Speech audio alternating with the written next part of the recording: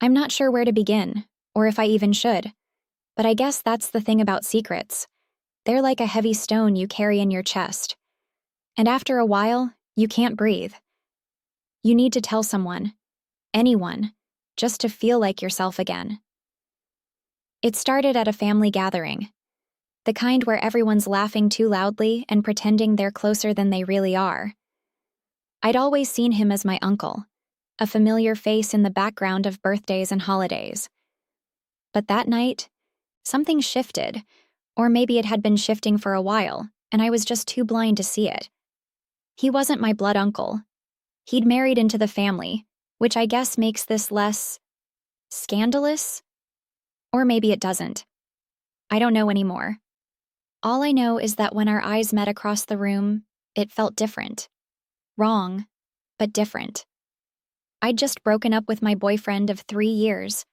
I was a mess, emotional, vulnerable, looking for something to fill the void. And he was there, offering a shoulder to lean on, a listening ear, a kind word when I felt like I was falling apart. It started innocently enough. Conversations that lasted a little too long. Glances that lingered. A brush of his hand against mine that sent shivers down my spine. The first time it happened, I told myself it was a mistake, a moment of weakness. We were alone in the kitchen, cleaning up after everyone had gone to bed. He reached for a dish at the same time I did, and our hands touched.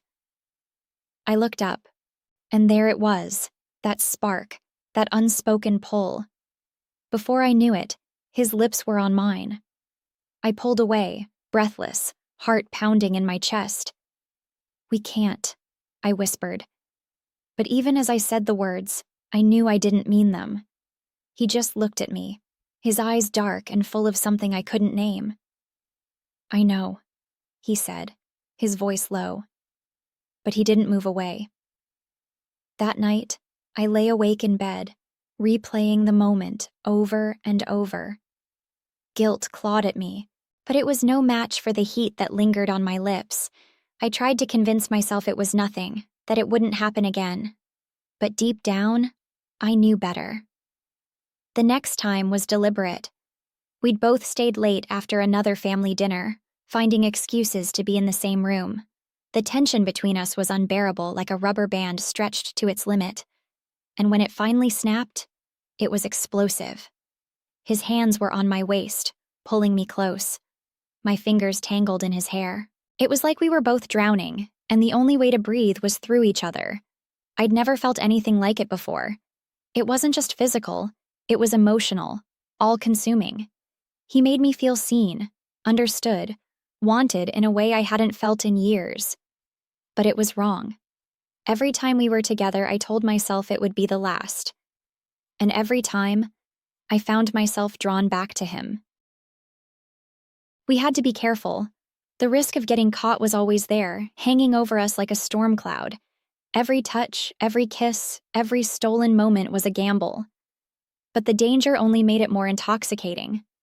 We'd meet in secret, our hearts racing, our breaths quick and shallow. It was like living in a dream. A dangerous, beautiful, heartbreaking dream. But dreams don't last forever. And neither did ours.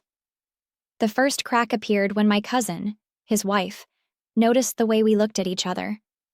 She didn't say anything at first, but I could feel her suspicion growing. And then there was my mother, who caught me sneaking back into the house one night, my cheeks flushed, my hair disheveled. She didn't ask where I'd been, but her eyes said it all. The guilt became unbearable. I'd lie awake at night, the weight of our secret crushing me. I knew what we were doing was wrong. I knew it would destroy our family if anyone found out. But I couldn't stop. I didn't want to stop.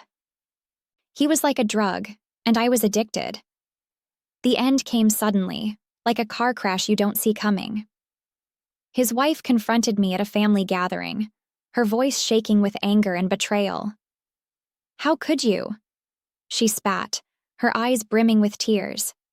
"How could you do this to me?" I opened my mouth to respond, but no words came out. What could I say? That I was sorry? That I didn't mean for it to happen? none of it would have mattered. The damage was done. He tried to defend me, but it only made things worse. The family turned on us, their faces a mix of shock, anger, and disappointment. My mother refused to look at me. My father shook his head, his jaw tight. And my cousin, she just stared at me, her expression a mask of pain. We were cut off, ostracized, left to pick up the pieces of the lives we'd shattered. I moved away, unable to face the people I'd hurt. He stayed behind, trying to salvage what was left of his marriage. We haven't spoken since. It's been years, but the scars are still there. Sometimes I wonder if it was worth it, if the moments of passion and connection were enough to justify the pain we caused. I don't have an answer. All I know is that I loved him. Truly, deeply, in a way I've never loved anyone else. And maybe that's the real tragedy of it all.